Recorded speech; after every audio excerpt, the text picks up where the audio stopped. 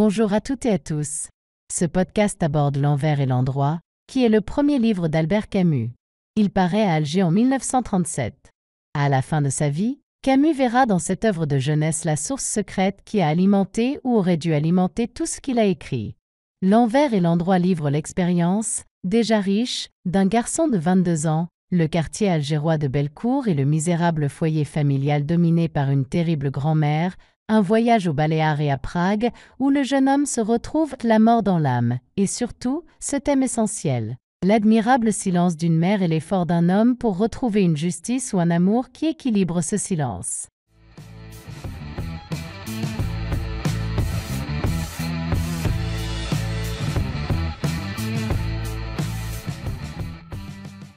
L'Envers et l'Endroit raconte une enfance vécue dans les rues populeuses de Bellecour. Soucieux de dispenser, à son tour, la délivrance d'un tel ordre de vérité, Camus, sévère pour Hugo ou Zola, spéculateur de la misère, consulte les voix de son quartier pauvre, dont il compose un recueil. Il entend que la sienne, éperdue de respect, ne soit plus qu'une voix songeuse, comme voilée, qui récite, qui se parle plus qu'elle ne parle. D'où le récitatif à l'honneur dans les essais de L'Envers et l'Endroit. L'Envers et l'Endroit, c'est un peu le entre oui et non de sa nouvelle, où l'envers est synonyme d'angoisse face à l'étrangeté et au silence du monde, l'absence apparente de prise sur ce monde, l'endroit symbolisant la beauté, l'acceptation de ce monde incompréhensible. Un personnage comme Meursault dans L'étranger est partagé entre ces deux pôles. Comme Camus aussi écrivant, il n'y a pas d'amour de vivre sans désespoir de vivre dans entre oui et non.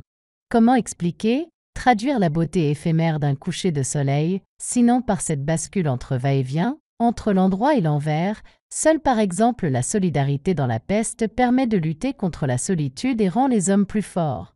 Ici, dans ces différentes nouvelles, les vieillards surtout, comme cette femme dans le dernier texte qui a donné son nom à l'ouvrage, font eux-mêmes leur propre malheur, basculent dans l'envers sans même en avoir conscience.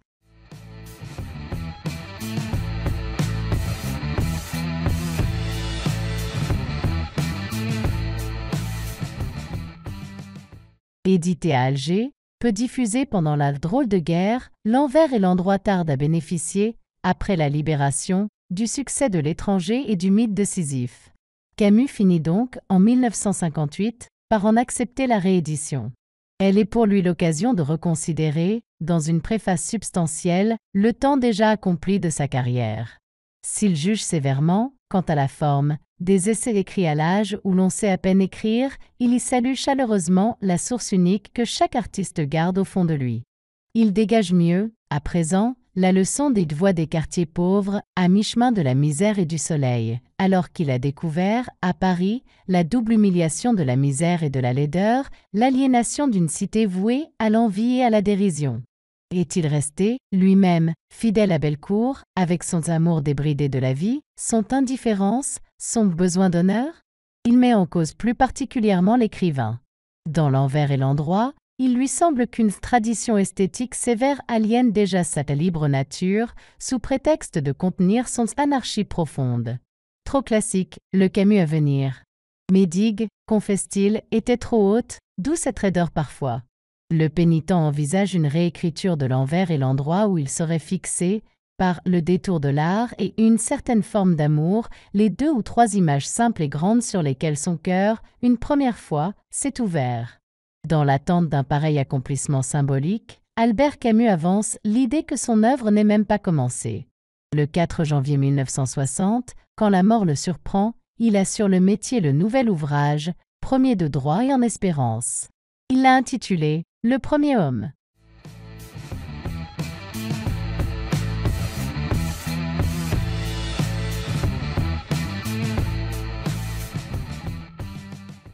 L'aliénation spirituelle d'une vieille femme qui ne pensait pas semble vouée définitivement à la dérision de l'entourage. Délaissant l'aïeul pour le cinéma du quartier, il décrète plaisamment qu'elle aime rester dans le noir. Un jeune homme, cependant, la prend assez au sérieux pour amorcer, non sans peine il est vrai, un geste de compassion.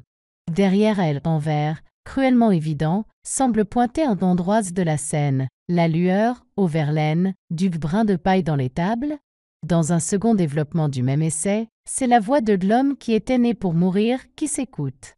La vieillesse, de nouveau, dans une solitude préfigurant l'effacement total de la mort, s'expose à l'ironie des regards, à la brusquerie moqueuse de tous.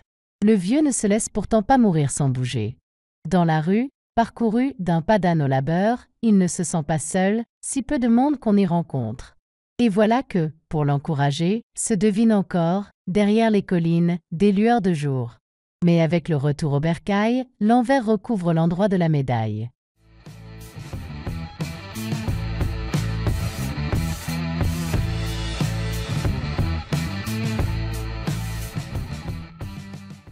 Il a la lune, diagnostique la maîtresse de maison. Et tout est dit, conclut le narrateur. Nul autre voit formellement désigné dans un troisième et dernier développement. Mais la proximité d'un souvenir si privé que seul, Camus lui-même, peut le rappeler. L'ironie, une fois de plus mobilisée, s'exerce aux dépens d'une aïeule tyrannique. Malgré un port de reine dont elle ne saurait faire le deuil, elle se conduit en comédienne, avide de se faire aimer à la demande.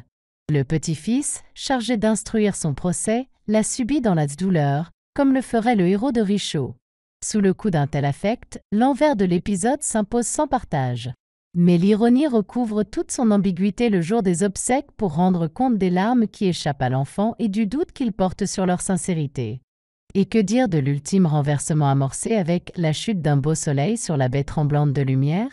Et l'énigme du quartier pauvre n'en finit décidément pas de se poursuivre, tour à tour épaissie et éclaircie, à n'en plus finir, nulle autre constance qu'équivoque. Tout cela ne se conclut pas? Se demande-t-on. Et le narrateur de répliquer: qu'est-ce que ça fait, si on accepte tout? La mort pour tous et à chacun sa mort. Après tous, le soleil nous chauffe quand même les os. Ironique, comme il se doit, l'oraison funèbre.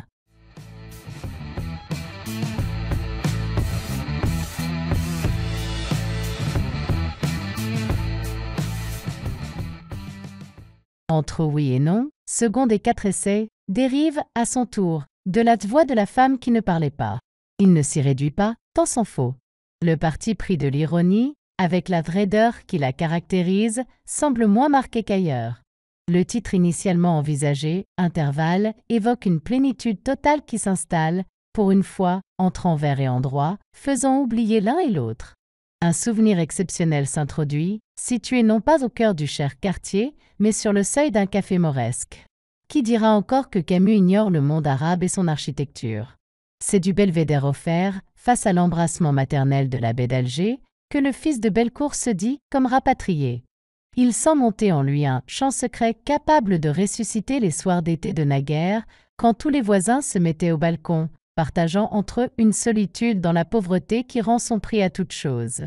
Le temps vient donc pour le fils prodigue de compter, pour la première fois, certaines nuits partagées avec une mère humiliée, dans la complicité d'un amour farouchement partagé, seul contre tous.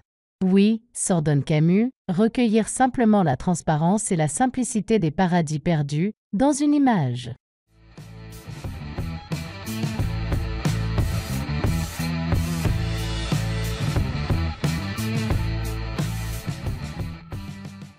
L'argument du recueil se renouvelle, tout à coup, dans le troisième des 5 essais, en exploitant, plutôt que les voix du quartier pauvre, la mémoire d'un voyage en Europe centrale, en 1936, avant l'éloignement de Simonier.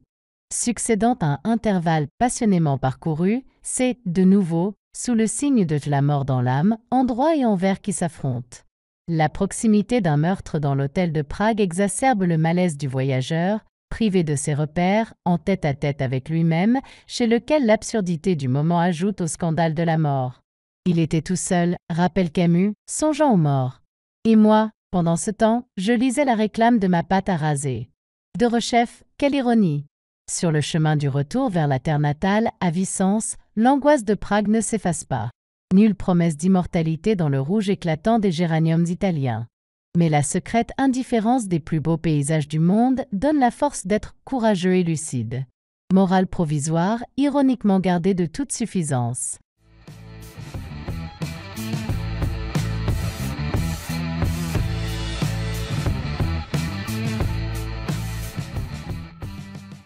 Il ne déplaît décidément pas à Camus de s'exposer aux surprises du voyage, qui mettent à l'épreuve toute certitude univoque. Un quatrième essai se construit donc sur la trace du séjour aux Baléares de l'été 1935, antérieur, de fait, à l'équipée de Prague. La chronologie inversée permet de lancer, réplique à la mort dans l'âme, un mot d'ordre sonore, amour de vivre, plus que préférable au plat amour de la vie. Quelle n'est pas, en effet, dans certains cafés-concerts de Palma, la présence de cette audacieuse fille dont la montagne de chairs oscille pour accompagner la cadence d'un chant andalou. Le jeune spectateur, entraîné à la fois si loin et si près de lui-même, salue, plus fasciné encore qu'édifié, la déesse immonde de la vie, avec le désespoir de ses yeux vides. Serait-ce le signal d'une initiation, à travers les ivresses contradictoires que nous pouvons goûter? Elle semble progresser à midi, dans le quartier désert de la cathédrale, se charger, dans le petit cloître gothique de San Francisco, d'une spiritualité cruellement absente de l'exhibition du beuglant. Un équilibre, fragile, s'établit, coloré par toute l'appréhension de sa propre fin. Et entre quels termes l'inscrire sinon, une fois encore, entre un oui et un non, entre vie et mort, sous l'emprise du nada, cette mélancolie ibérique dont la flamme enchante l'amertume. Elle n'a pu naître, affirme Camus, que devant des sites méditerranéens comme la baie d'Alger, où de vraies richesses gratifient l'indigence de la pauvreté. À Palma, à Bellecour, point d'amour de vivre sans désespoir de vivre.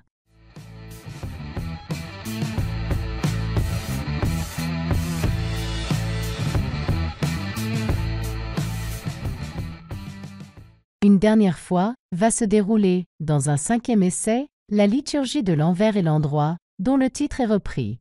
Deux servants, comme il se doit, célèbrent la rituelle discordance. À cette femme solitaire et originale, le ministère de la déréliction dans le somptueux tombeau où elle s'enferme si bien, plus morte que vive, que des pèlerins de la Toussaint, pris de pitié, jonchent de violettes le pas de la porte. À Camus en personne, alors que le recueil touche à sa fin, la responsabilité de rétablir la tension canonique, d'en préserver la dialectique. Ce n'est pas sans se rappeler le mythe platonicien de la caverne qu'il esquisse une parabole aussi expressive que familière. Il la date d'un après-midi de janvier. Du jardin, tout proche, dont il rêve, il ne voit, de sa fenêtre, que le mur. Si, levant les yeux, il devine, à la jubilation de l'air, la présence du soleil, l'image de l'astre reste brouillée par les ombres de rameaux qui jouent sur les rideaux. Il suffit cependant d'une seule ombre naissante pour que s'impose une joie confuse et assourdissante. L'endroit n'en finit pas de percer derrière l'envers de ce monde. C'est dire que le grand courage consiste à tenir les yeux ouverts sur la lumière comme sur la mort. À l'ironie, plus que jamais, le dernier mot, vivez comme si. Et c'est là, confesse Camus, toute ma science.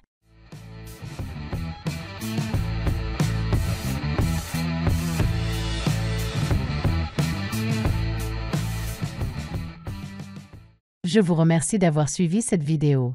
N'oubliez pas de la partager sur vos réseaux et abonnez-vous pour m'encourager. Merci encore et à la prochaine vidéo.